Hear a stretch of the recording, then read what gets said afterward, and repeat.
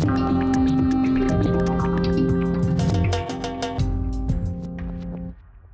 Vikki, welcome to Tonalité de Femme. I'm very pleased that we are highlighting you today because you have been very precious in the Tonalité de Femme adventure.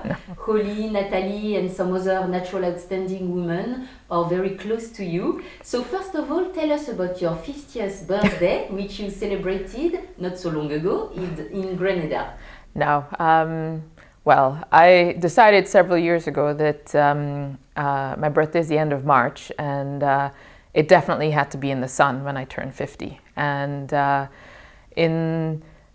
some years ago, Victor and I bought a piece of land in Grenada, which is in the Caribbean, and primarily because I'm from that region. I grew up I was born in Guyana, and that's where I grew up until I was 10.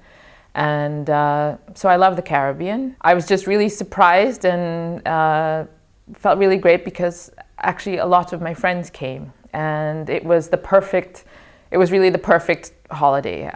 It was a holiday, but also my birthday. I'd spent a year sort of thinking, how will my life change when I turn 50? What is 50?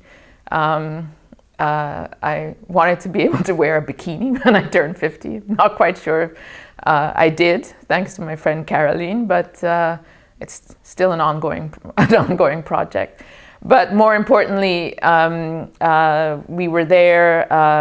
Many of my friends came, my father, two of my aunts, and I was surrounded by people who I love and who I know love me, and I really understood then again how important my friends are and the friendships that I've built up over years. So some of my friends were people that I've known since I was a child, and some were people that I've met only in the last 2 or 3 years. And they all got along great together. And another really important thing for my birthday was I wanted to dance. I wanted to stay up until the dawn. Everyone could drink as much as they wanted. No one had to drive. No one had to go home. So hence Grenada. In a sense, they were all captive to my birthday whims. But it was fabulous. It was the Easter weekend, and it was really just 1 week of celebration. And danced until 2, skinny dipped until 3, drank enough rum to, I don't know. Vikki, you have this quality of naturally bringing people together and creating a special atmosphere where sharing is the main goal. Where did you learn this skill, and what do you do to keep this Zen attitude in these circumstances? No, I think perhaps you're being a little bit too generous saying that I have this particular skill. I like fun and I enjoy partying, but I enjoy entertaining. As I said, I come from the Caribbean, and the culture there is there's a culture of hospitality that I grew up with. My father was a diplomat, so my parents also entertained quite a lot professionally or for work.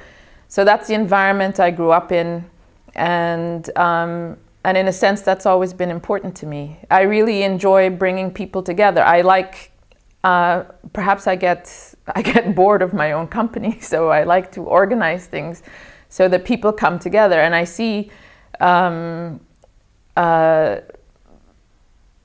there's almost nothing that you can't turn into a reason for inviting people over. Yesterday I was cleaning and listening to Miles Davis really loud while I was cleaning up, and I just thought to myself, oh my God, how about a Sunday jazz brunch?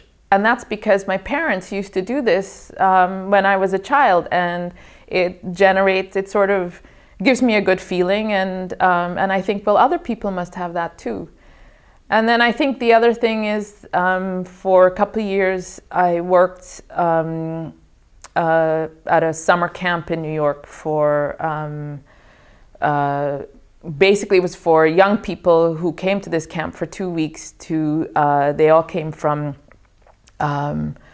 conflict zones. Israel, Palestine, different parts of the United States, Northern Ireland, and South Africa. And I was actually hired to cook for the summer for this 2-week camp. And in part, the kids were sort of learning conflict resolution, learning how to talk to each other, and then how to tell their story, and sort of understand the violence that each of them had experienced in different ways. And that's also to where I realized that how important the kitchen was and the food. And it had to be vegetarian because of different religious requirements most of the time.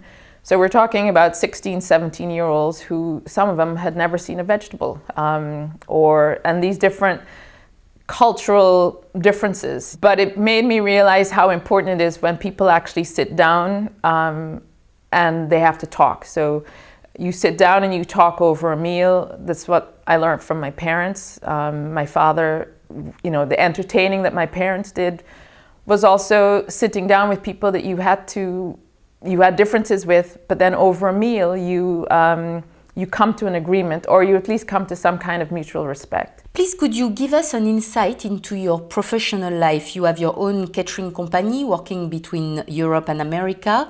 What sorts of clients do you have, and what are the differences between preparing an event in New York or in Amsterdam? Most of my clients are private individuals, both here in Amsterdam and in New York.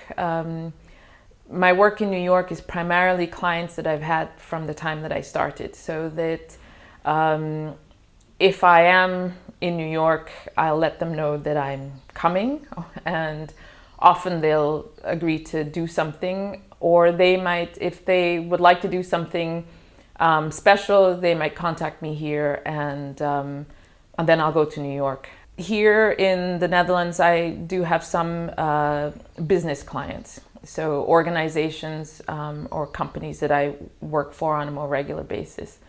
The difference is, I think that coming from New York, it is a different culture. I mean, New York is a very food-oriented culture. Entertaining for business, fundraising, that's all very common there. I think in the Netherlands, I think partly because there is a difference between the home and the workplace.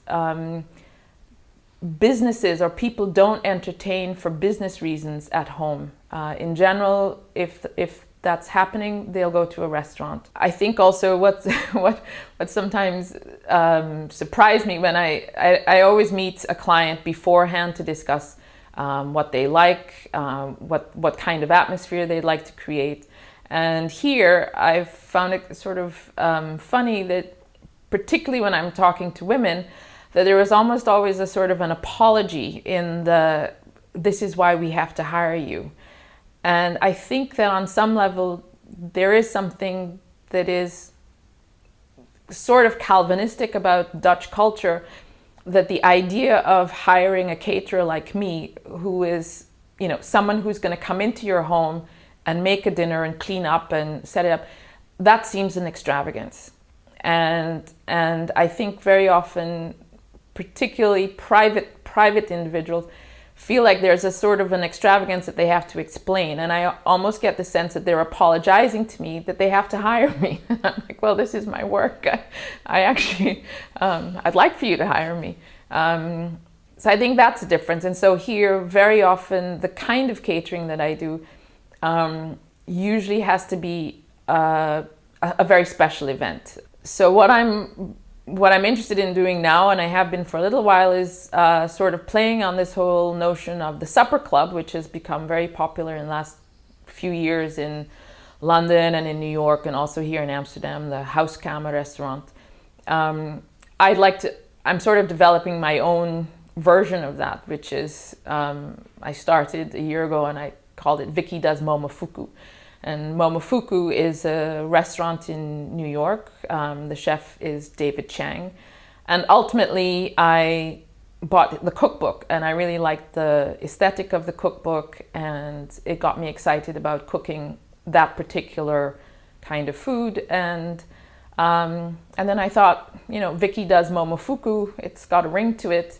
And so I'm sort of developing a kind of I wouldn't say it's a prototype, it's a supper club idea where I invite people into my home, perhaps also other locations that I can find, and then I create a meal based, for example, around the Momofuku theory, but it can also be around something else. And I also see it as another way of perhaps, entertaining, getting people to the table, and perhaps people would like to come with their own friends and sit at a separate table, or perhaps there's just a communal table and you don't know who you meet, and that's also something that could be fun. Vikki, you live a busy, positive life where traveling and meeting people are very important to you and your partner. Does not having children allow you this freedom? I'd say definitely. I'd say at this point in my life, I say chapeau to all my friends who do have children, because it looks awfully hard. It looks awfully hard to me. But yes, I made the decision quite a long time ago that I didn't want to have children, and luckily I met Victor, who sort of was on the same wavelength, and perhaps after I met him I thought, oh yes, there's a person that I might have wanted to have children with, but it was a little bit late. And the truth is that at the time we met, I wasn't that convinced. And as you say, I mean, I do like to travel, and not having children really, it may sound cliched, but you have more disposable income. It gives you the freedom really to do things that you want to do. I think one of the things that I've learned, it took me a little while to understand it and to accept it, but that it's okay to be selfish. And at one point I felt that maybe not having children was a selfish act, literally because I wanted to spend time with myself. I wanted to indulge myself. And that felt definitely when I was in my 30s, it wasn't really quite such a popular stand. I mean, I admire all of my friends who have kids, and I really recognize what they bring to someone's life. But I'm a great aunt. I enjoy spending time with the kids that I know. I enjoy being I hope, a positive influence on their lives. I enjoy spoiling them the way their parents can't. But I enjoy giving them back. Not having children is not it's not something detrimental. If that's the choice that you made, or even if it's not a choice that you made, ultimately life is full and rich, even without children. And there are lots of other ways to invest your energy. And for me, definitely it was a good decision.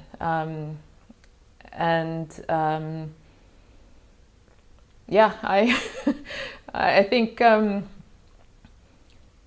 I don't know if this is really inspiring or not, but I guess turning 50 and so on, what's really important in one's life. And I realized too, perhaps partly because I don't have children, that's why my friends are important to me. I've created a family from the people that I've met, and their children are my children. I feel that very powerfully. So I don't feel deprived, fundamentally.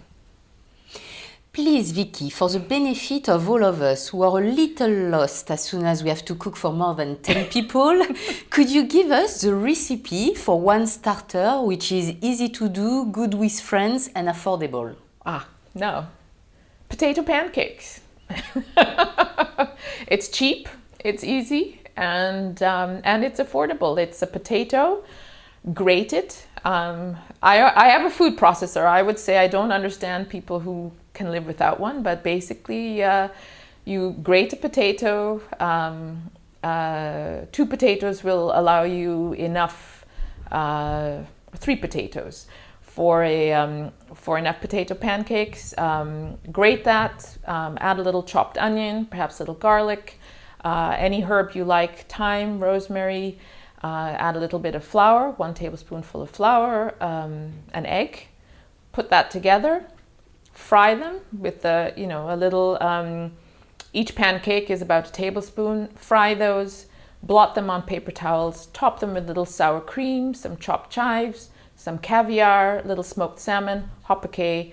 There you have an appetizer for 10. Multiply that, and you have an appetizer for 100 or for 50. It's simple. Thank you so much, Vikki. Thank you very much. See you soon in Tonalité de Femme. Thank you.